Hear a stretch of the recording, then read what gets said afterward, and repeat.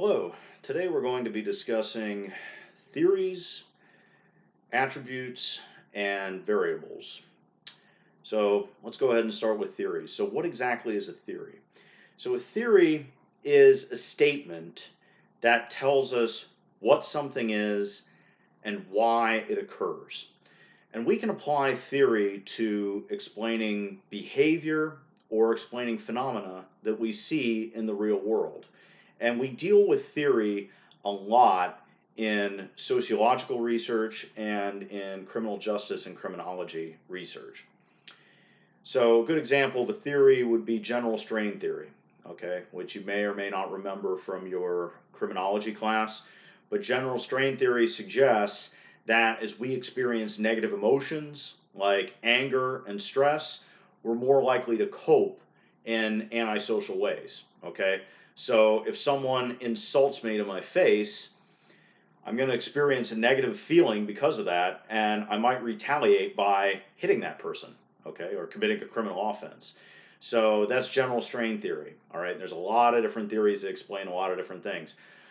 But how do we get to that point? How do we build theory? Where do these theories come from? So again, remember the theory is supposed to explain what something is and why it occurs.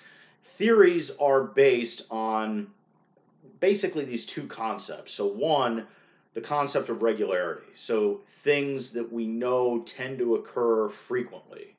Okay. So, if I were to suggest that males are more likely to become serial killers than females, that's a theory based on regularity. Because what do we know if we look at statistics on serial killers? We know that men are more likely to become serial killers than women. Okay. Now, a lot of you may be saying, well, wait a minute. What about Eileen Wuornos? She was perhaps the most famous, most prolific female serial killer of all time. Okay. That's true. But when we talk about theory development, theories focus on regularities. Okay. So even though there are occasional exceptions, what do we know?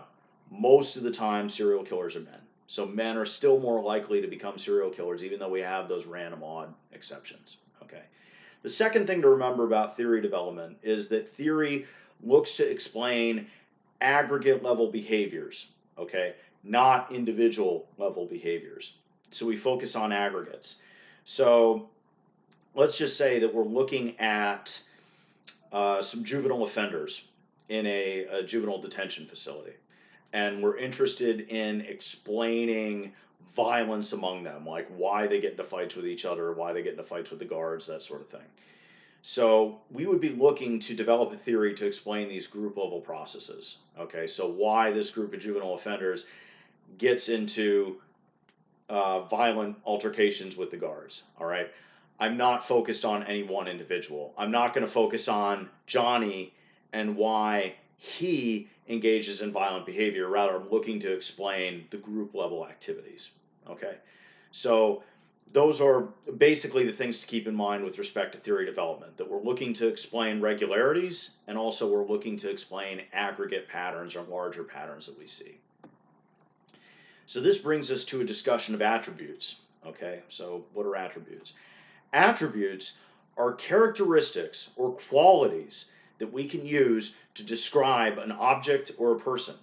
So I could say that a person is bigoted.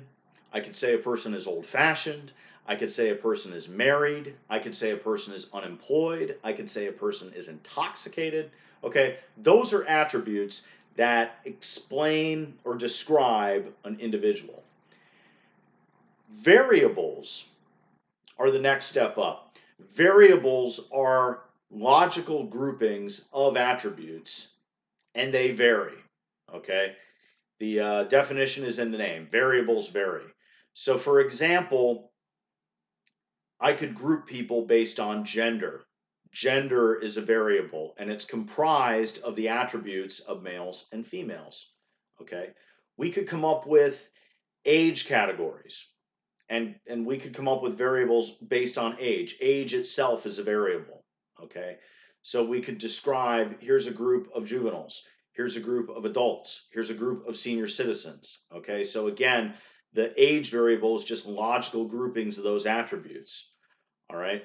We could use prior arrest as a variable, and then we could categorize people in terms of whether they've been arrested before or whether they've never been arrested. Okay. We could categorize, we could use offense seriousness as a variable and categorize a crime as to whether it's violent or nonviolent. Okay. So variables are really nothing more than groupings of attributes. Now, how does this all tie back to theory? Well, theory tells us what relationships we can expect to see among variables. Okay. And this leads to discussion about causality. So, in other words, does one variable cause another? Okay. So, for example, if someone has delinquent peers, are they more likely to engage in delinquency themselves? All right. That is straight up social learning theory. And we talked about this last week. The more friends you have that smoke marijuana, the more likely it is that you're going to smoke marijuana yourself. Okay. Does having a public defender increase the likelihood that someone will be convicted? All right. So the variable could be the type of attorney that someone has. In this case, it's a public defender, and it impacts whether or not the person is going to be convicted. All right. So having a public defender can lead to a conviction. All right. Having delinquent peers can lead to self delinquency. All right. Does being stressed lead to academic dishonesty? In other words, if I have a student that's stressed, is it more likely that they're going to cheat in my class? All right. So having one variable induces change in another variable. Does government funding lead to police departments to adopt community policing? All right. So as we have government funding, it's going to lead to more agencies to adopt community policing. All right. So theories describe relationships that we should see among variables, and theories invoke discussion of causality and causal relationships. All right. And what we do in sociology and in criminal justice research is we are trying to argue for the existence of causal relationships. So we're trying to argue that, yes, as a person's number of delinquent friends increase, it's more likely they're going to engage in delinquency. Okay, as government funding for community policing goes up, it's more likely that agencies are going to adopt in community policing. So we're trying to argue these relationships exist. All right. There's one more thing I need to tell you about variables. When we discuss variables, there are two types, and they relate back to the causal relationships that we just discussed. So the independent variable is the cause.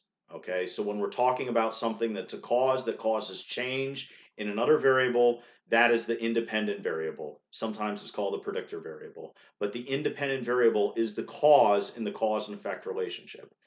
The dependent variable, on the other hand, is the effect. Okay, sometimes it's called the outcome variable. All right, so independent variable is the cause, dependent variable is the effect. If it helps, you can think about it like x and y. Okay, so x is the independent variable or the cause, and then y is the dependent variable or the effect. And so all we're trying to determine is, does a change in x, or our independent variable, induce change in y, or our dependent variable? And theory clarifies by telling us what changes we should expect to see. So as our independent variable is added and introduced, we should see a change in our dependent variable. Or as we increase our independent variable, we should see a change in our dependent variable. Okay, so if we introduce government funding as an independent variable, we should see adoption of community policing as the dependent variable. Okay, there are independent and dependent variables all over the place. All right, you can probably think of causal relationships, independent, dependent variable relationships that you see in your own life. All right, studying is a good example. So let's say that we're interested in testing whether or not the amount of time we invest in studying impacts our grade. Okay, so the independent variable in that case could be the amount of hours that you study, and the dependent variable would be your grade. All right, so what we would see is the amount of hours that you devote to studying as your independent variable increases, it should impact your grade. All right, and that the grade should go up as the amount of hours studying goes up. So as we see an increase in the independent variable of your studying hours, we should see an increase in the dependent variable of your grade, right? So the more hours you devote studying, the more your grade goes up. All right, there's independent dependent variable relationships all over the place, but in criminology, criminal justice research, all we're doing is we're trying to argue for the existence of these relationships, and we do studies to demonstrate that yes, these relationships do hold up and they do exist in research. Okay. And all this ties back to theory because theory tells us what direction the relationship should take. All right. So as that government funding goes up, we should see more adoption of community policing. As the stress level of students goes up, we should see more academic dishonesty. So we use theory to guide us. And remember, theory came from what? It came from explanations of regularities and patterns that we see out in the real world. Okay. And it came from group level behavior and not individual behavior. All right. So this stuff is really pretty simple. If you have any questions about independent, dependent variables, please send me an email. I'd be happy to answer them.